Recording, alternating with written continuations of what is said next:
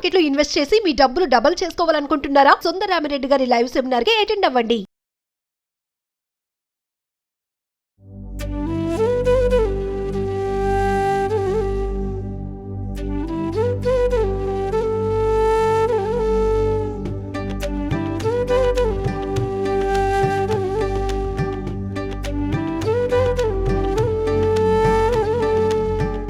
ప్రస్తుతం మనతో పాటు ప్రముఖ ఆధ్యాత్మికవేత్త శ్రీనివాసులు అనంతరామ శర్మ గురువు గారు ఉన్నారు. వీరితో ఈ రోజు కొన్ని విషయాల గురించి మనం చర్చిద్దాం. గురుగారు నమస్కారం అండి. నమస్కారం. గురుగారు, దేవీ నవరాత్రుల్లో భాగంగా 6వ రోజు చేసుకోవాల్సిన అమ్మవారి ఆరాధన, ఆ రోజు చేసుకోవాల్సిన నైవేద్యాలు, పూజా విధానం వివరించగలరండి? లలితా త్రిపుర సుందరి దేవి లేత ఆకుపచ్చ వస్త్రములు, కట్టె పొంగలి అమ్మవారికి నివేదన చేయాలి. లేదు బూరెలైనా చేయొచ్చు. అయితే ఇక్కడ లలిత త్రిపుర సుందరి అని చెప్పబడుతుంది. లలితము అంటే సౌమ్యమైనది అని అర్థం. సౌమ్యము అని అర్థం. అంటే మనలో సౌమ్యతను ఇచ్చేటువంటి అమ్మవారు. త్రిపురము అంటే లోకములు అని కూడా చెప్పబడుతుంది. అంటే మనలోనే ఉన్నాయి అన్ని లోకాలు కూడా.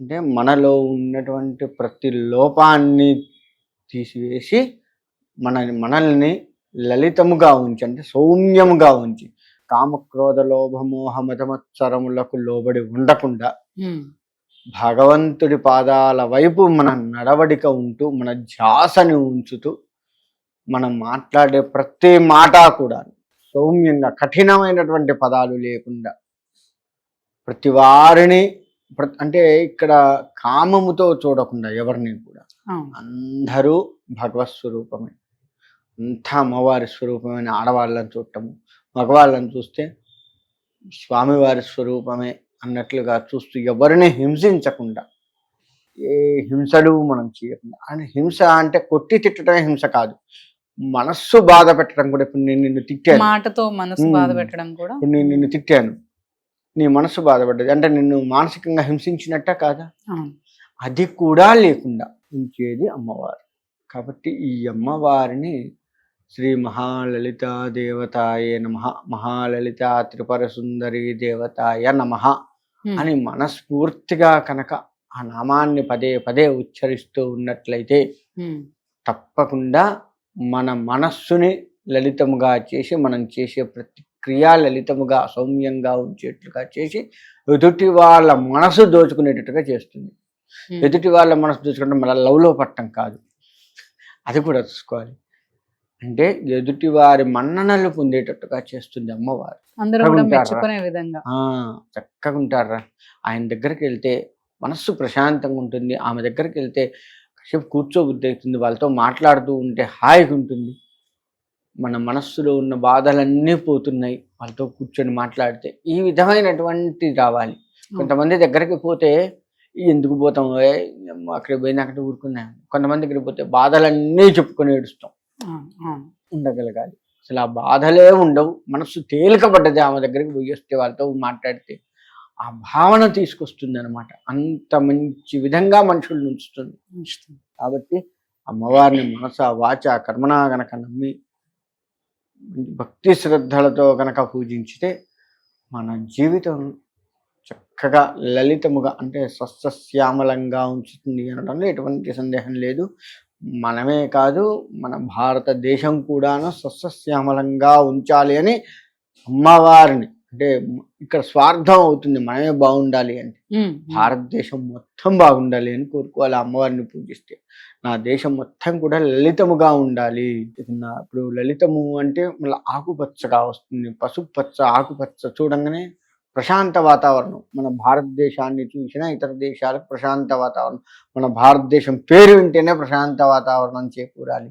ఆ విధముగా మన దేశాన్ని మంచిగా ఉండాలి అని కోరుకుంటూ, మనము మన సమాజము, మనము సమాజంలో ఉంటున్న మనము కూడా మంచిగా ఉండాలి అని కోరుకుంటూ, అంటే ఎక్కడా స్వార్థపూరితముగా లేకుండా నేనే బాగుండాలి. కొన్ని కొటేషన్స్ రాస్తారు, అందరూ బాగుండాలి అందులో నేను ఉండాలి. అందరిలో మనం లేమా? అందరూ బాగుండాలి అంటే మనం అందరిని కోరుకుంటే మనం బాగుంటాం కదా.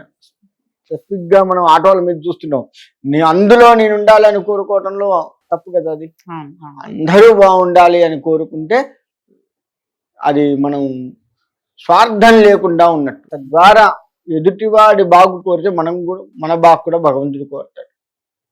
అందుకనే చెప్పింది అనమాట, జీవితము దేశము అంతా కూడా లలితముగా ఉంచు తల్లి అని అమ్మవారిని వేడుకుంటూ ఉంటే తప్పకుండా మనల్ని ఉద్ధరించే తల్లి అమ్మవారు. కాబట్టి మనస్ఫూర్తిగా అమ్మవారిని కోరుకుంటూ ఆ శ్రీ మహాలలితా త్రిపుర సుందరి దేవతాయే నమః అనే మంత్రాన్ని చదువుకుంటూ ఉండి ఉద్ధరింపబడుతూ ఉండాలి మనం అందరం కూడా.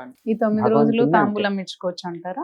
ఏ రోజు తాంబూలం ఆ రోజే ఈ అమ్మవారికి. ఎందుకంటే ఒక అవతారంలో అమ్మవారు వచ్చింది, ఆ అవతారాన్ని పరిపూర్ణత చేసుకొని వెళ్ళిపోవాలి కదా ఆమె. ఇంకో అవతారంలో మళ్ళీ మరో రోజు రావాలి కదా.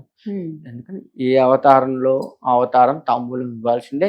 ముత్తైదువులు ప్రతిరోజు ముత్తైదువుల్ని తెచ్చుకొని ముత్తైదులకి ఇవ్వచ్చు తాంబూలం. ఎంతమందినైనా తెచ్చుకోవచ్చు. ఒకళ్ళు దొరికితే ఒకళ్ళే ఉండకూడదు, తోడు ఉండాలి. ఇటువంటి ఏమీ అమ్మవారికి ఇచ్చి మళ్ళీ ముత్తైదులకి ఒకరికైనా ఇచ్చుకోవచ్చు అంటారు. అమ్మవారికి పెట్టిందే ముత్తైదువులకు ఇచ్చుకోవచ్చు, లేదు ముత్తైదువులకు ప్రత్యేకంగా తెచ్చుకోవచ్చు. ఇక్కడ చేసే పని ఏంటంటే, పూజ చేసుకునే మనం ఏం చేస్తున్నామంటే ఒక 10,000 రూపాయల చీర తెచ్చుకుంటాం, అమ్మవారి ముందు పెట్టి కట్టుకుంటాం. ముత్తైదు వస్తే 200 రూపాయల చీర తెస్తాం. ఇది ఒకటి చేస్తారు మన వాళ్ళ దగ్గర. మంచి తెలివితేటలు ఏంటంటే ఇది ఒకటి ఉంది. అంటే నిజంగా ముత్తైదువు రూపంలో మన ఇంటికి అమ్మవారు రావాలి, సాక్షాత్ అమ్మవారి స్వరూపాన్ని భావించే మనము అమ్మవారికి చేస్తున్నాము, అమ్మవారికే ఇస్తున్నాం అన్న దగ్గర మాత్రం పిసినారితనం చేస్తాం. మనం కట్టుకోవాలి, మనకే ఉంటుంది అన్నది మాత్రం కొంచెం ఎక్కువ రేటు పెట్టి మంచిది చూసి, కలరు అన్ని మంచివి చూసి, బార్డర్ ఉందా ఇవన్నీ చూసి తెచ్చుకుంటాం. కానీ ముత్తైదు సాక్షాత్ అమ్మవారే నా ఇంటికి వచ్చి తాంబూలం స్వీకరిస్తుంది అనుకున్న వాళ్ళకు మాత్రం మామూలు చీరలు తీసుకొస్తాం. అది తప్పు. చేతి ఏదైతే ఉందో బ్రాహ్మణులకు కావచ్చు, ముత్తైదువులకు కావచ్చు, వాళ్ళు వాడుకునేటట్లు ఉండాలి. హైదే ఉంది అని జాకెట్ ముక్కలైనా సరే వాడుకునేటట్లు ఉండాలి. మంచివి తీసుకొద్దాం. ఎప్పుడు ముత్తైదువులు శ్రావణ మాసంలో వస్తారు, ఈ అమ్మవారి నవరాత్రులు వస్తారు. ఎప్పుడు నువ్వు ముత్తైదువులను ఎప్పుడు పిలుచుకోవు కదా. కాబట్టి ఒకవేళ పిలుచుకున్న సత్యనారాయణ సంవత్సరం గృహప్రవేశాలప్పుడు పిలుచుకున్న ముత్తైదువులందరికీ ఇట్లా చెయ్యం కదా మనం. ముత్తైదు అమ్మవారి స్వరూపంగా నువ్వు భావించి చెయ్యవు కదా. ఒక్క శ్రావణ మాసం అమ్మవారి నవరాత్రులు తప్ప మిగతా ఏ నెలల్లో కూడా నిజంగా అమ్మవారి స్వరూపంగా నువ్వు ఎవరిని భావించవు, తిట్టి శాపిస్తాను తప్ప కదా. కాబట్టి ముత్తైదు అంటే భగవత్ స్వరూపం, అమ్మవారి స్వరూపంగా భావిస్తున్నావు కాబట్టి మంచిదే పెడతాం వాళ్ళకు కూడా.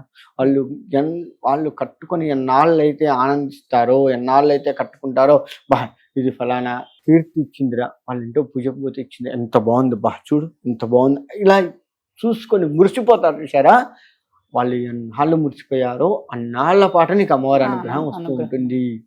అది గుర్తుపెట్టుకోవాలి. ఇదే అనుకున్నారా, అక్కడితో ఆగిపోతుంది అనుగ్రహం. నువ్వు పూజ చేసినంత వరకే పోతుంది, మిగతాదంతా ఉండదు. అందుకని వాళ్ళు కట్టుకొని వాడుకునేటట్టుగా ఉండాలి, తీసి పక్క పడేసేటట్టు ఉండద్దు మనం ఇచ్చేది. ఆ విధంగా చేసుకోవాలి. ముత్తైదువు రూపంలో అమ్మవారు వస్తుంది కాబట్టి చాలా జాగ్రత్తగా ఉండాలి. ధన్యవాదాలు. మంచిది.